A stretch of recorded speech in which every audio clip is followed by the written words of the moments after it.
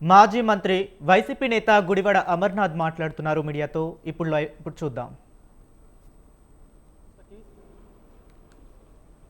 ఓ పక్క ఉపాధి, ఓ పక్క రాష్ట్రానికి కూడా రెవెన్యూ జనరేట్ అవుతాయనేటువంటిది సహజంగా ఎవరన్నా సరే ఆశించేటువంటి క్రమం.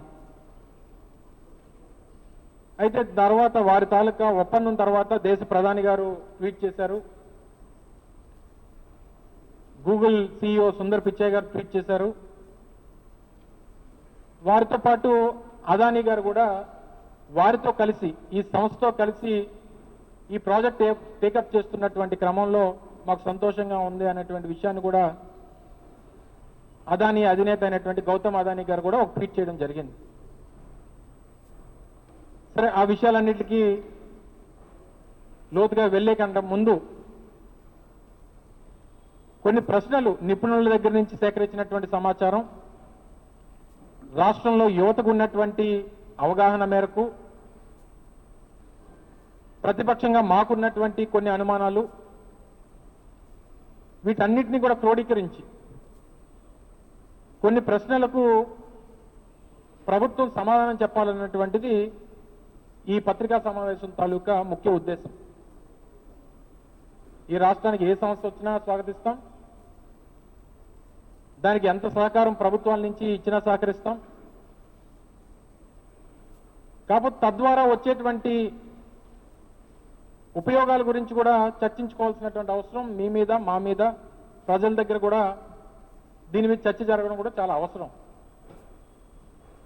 సహజంగా ఒక ప్రభుత్వం ఒక సంస్థకి భూమి ఇచ్చి వారికి కావాల్సినటువంటి ఇన్సెంటివ్స్ ఇచ్చి వారికి అన్ని రకాలుగా కూడా సహకరించిన తర్వాత ప్రభుత్వంగా ఏం కోరుకోవాలి? 85,000 కోట్ల రూపాయలు పెట్టుబడులు ఈ రాష్ట్రంలో పెడుతున్నప్పుడు మన రాష్ట్రంలో ఉన్నటువంటి యువతకు కానీ సహజంగా ఉపాధి కల్పన ఎంత చేస్తారనేటువంటిది, మన రాష్ట్రంలో ఉన్నటువంటి యువత కాకపోయినా ఉపాధి ఎంత కల్పిస్తారనేటువంటిది ఒక ప్రధానమైనటువంటి ప్రశ్న. రెండు, తద్వారా వచ్చేటువంటి రెవెన్యూస్, ఈ రాష్ట్రానికి వచ్చేటువంటి రెవెన్యూస్ ఎంత అనేటువంటిది, ఇవి రెండు ప్రధానమైనటువంటి పాయింట్లు ఏ ప్రభుత్వానికన్నా. అయితే మొన్న జరిగినటువంటి 10వ తారీఖు జరిగినటువంటి ఈ కేబినెట్ సమావేశంలో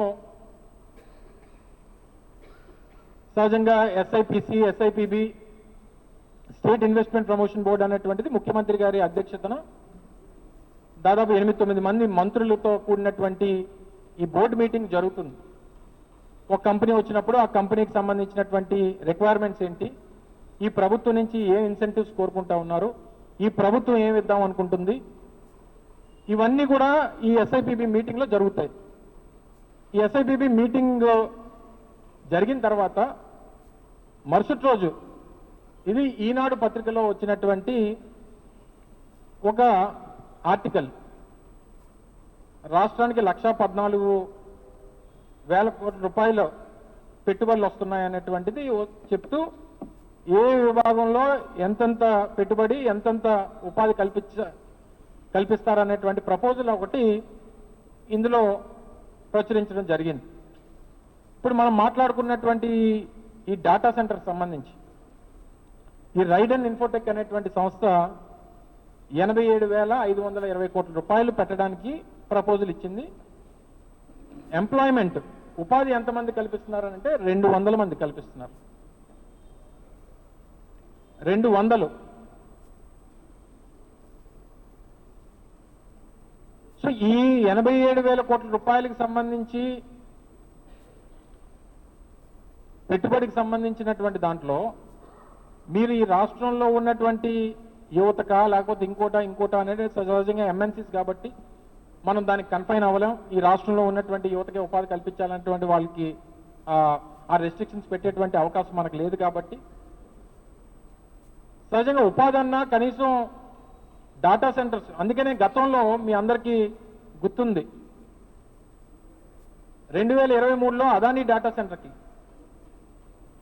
విశాఖపట్నంలో 132 ఎకరాలు 134 ఎకరాల సబ్జెక్టు కరెక్షన్స్ మేము ఎలకేట్ చేసినప్పుడు వాళ్ళు అందులో ఒక 200 మెగావాట్ డాటా సెంటర్ ఏర్పాటు చేస్తామని చెప్పి వారు కమిట్ అయినప్పుడు ఆ రోజు ముఖ్యమంత్రి గారు జగన్మోహన్ రెడ్డి గారు సంబంధించినటువంటి శాఖ మంత్రిగా మేము అందరూ కలిసి కూర్చొని చర్చించుకున్నప్పుడు ఏం జరిగిందనంటే సహజంగా ఇక్కడ కాదు, సహజంగా ప్రపంచంలో ఎక్కడ డేటా సెంటర్స్ పెట్టినా అక్కడ ఉపాధి అనేటువంటిది కల్పన చాలా తక్కువ ఉంటుంది. మొన్ననే సిఫీకి సంబంధించినటువంటి సంస్థ కూడా ఒక డేటా సెంటర్ దానికి ఫౌండేషన్ వేశారు. ఆ రోజు సంస్థకు సంబంధించినటువంటి అధినేత కూడా చెప్పడం జరిగింది, ఇందులో ఉపాధి ఉండదు, డేటా సెంటర్స్ వల్ల ఉద్యోగ కల్పన అనేటువంటిది ఉండదు అనేటువంటి వారు కూడా చెప్పారు. మీ అందరితో కూడా మాట్లాడారు, వారి ఇంటర్వ్యూస్లో కూడా మనం చూసాం. సహజంగా ఎక్కడ కాదు, ప్రపంచంలో ఎక్కడ డేటా సెంటర్స్ ఏర్పాటైనా డేటా సెంటర్స్ వల్ల ఉపాధి అనేటువంటిది కల్పన జరగదు. అందులోని మీరు ఏం చేయలేం, మేము ఏం చేయలేం. అయితే ఆ రోజు మేము అదానికి డేటా సెంటర్స్ని ఏర్పాటు చేయాలని చెప్పి ప్రపోజ్ చేసి వాళ్ళని రిక్వెస్ట్ చేసుకున్నప్పుడు వాళ్ళకి ఏం కమిట్మెంట్ ఇచ్చామనంటే, మనం ఏం కమిట్మెంట్ తీసుకున్నామంటే, మీరు 200 మెగావాట్ డేటా సెంటర్ ఏర్పాటుతో పాటు మీకు ఇచ్చినటువంటి ల్యాండ్ ఏదైతే కన్సెషన్ రేట్స్లో మేము ఇస్తున్నామో, మీరు అక్కడ ఐటీ టవర్స్ కట్టి అక్కడ ఐటీ ఇకో సిస్టమ్ని డెవలప్ చేసి 25,000 మందికి ఉపాధి కల్పించేటువంటి బాధ్యత మీ సంస్థ తీసుకోవాలని చెప్పి కమిట్ చేసాం ఆ రోజు ప్రభుత్వంగా మేము. ఎందుకంటే మీకు ల్యాండ్ కన్సెషన్ రేట్లో ఇస్తున్నాం, అన్ని రకాలైనటువంటి ఫెసిలిటీస్ ఇన్సెంటివ్స్ అనేటువంటివి మీకు ఇస్తున్నాం, ప్రైమ్ ల్యాండ్ ఇస్తున్నాం, మీరు డేటా సెంటర్ ఏర్పాటు చేసుకునేటువంటి దానికి అన్ని రకాలైనటువంటి సహకారాలు అందిస్తాం. కానీ మీరు ఎంత అడ్వాంటేజెస్ ఈ రాష్ట్ర ప్రభుత్వం నుంచి మీరు పొందుతున్నప్పుడు, ఎంత పెద్ద ఎత్తున ఉపాధి కల్పించేటువంటి దానికి మీరు కూడా ప్రమోట్ చేయాలి, మీరు కూడా ఐటీ టవర్స్ కట్టాలి, మీరు కూడా కన్వెన్షన్స్ కట్టాలి, మీరు కూడా హోటల్స్ కట్టాలి, అక్కడ ఒక ఐటీ పార్క్ లాంటిది డెవలప్ చేయాలని చెప్పి వాళ్ళ దగ్గర కమిట్మెంట్ తీసుకున్నాం. ఎందుకు? డేటా సెంటర్ వల్ల ఉపాధి రాదు కాబట్టి. ఈరోజు ముఖ్యమంత్రి గారు కొడుకు పెద్ద ఎత్తున గూగుల్ పేరిట పెద్ద ఎత్తున మార్కెటింగ్ చేసుకుంటున్నారు. అది మనం అందరం కూడా చూస్తున్నాం. ఇది ఒక చారిత్రాత్మకమైనటువంటి ఘట్టం అని, నా 45 సంవత్సరాల చరిత్రలో ఇది గొప్ప అనుభవం అని వారు చెప్పుకుంటున్నారు. సరే, వారి మార్కెటింగ్ విషయంలో మనం ఎవరో సాటురాము, దాని జోలికి పెద్దగా వెళ్ళను నేను. ఈరోజు తండ్రి కొడుకు ఇద్దరు కూడా గూగుల్ పేరిట గూగుల్ వచ్చేస్తుంది, ఎస్ గూగుల్ వస్తుంది, గూగుల్ డేటా సెంటర్ వస్తుంది. డేటా సెంటర్ ఏర్పాటు చేయమని తప్పలేదు, స్వాగతిస్తున్నాం. కానీ డేటా సెంటర్తో పాటు వాళ్ళ తాలూకా ఒక డెవలప్మెంట్ సెంటర్ కూడా పెట్టమనండి విశాఖపట్నంలో. కమిట్ చేయండి వాళ్ళని. ఒక 20,000 మందితోనో 10,000 మందితోనో ఒక డెవలప్మెంట్ సెంటర్ కూడా విశాఖపట్నంలో పెట్టమనండి.